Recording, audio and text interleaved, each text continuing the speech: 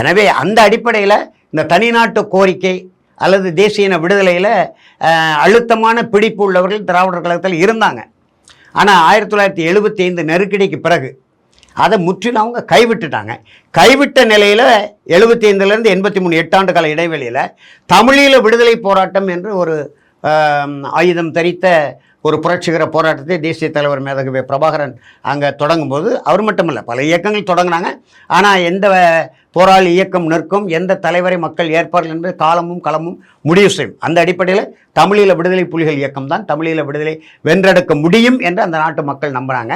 அதனுடைய ஒட்டுமொத்த தலைவராக தேசிய தலைவர் மேதகவி பிரபாகரன் எல்லா நிலையில் புரட்சிகர தலைவர், புரட்சி தலைவர் என்றால் அதற்கு என்னென்ன பொருள் உண்டோ அத்தனையும் பொருந்தி உள்ள ஒரு மாபெரும் தலைவராக அவர் திகழ்ந்தார். எனவே அவருடைய கொள்கை தமிழ்நாட்டு அரசியல் தலையிடா கொள்கை. தமிழ்நாட்டு அரசியலை பற்றியும் பேச மாட்டாங்க, இந்திய அரசியலை பற்றியும் அவங்க எந்த விமர்சனம் செய்ய மாட்டாங்க.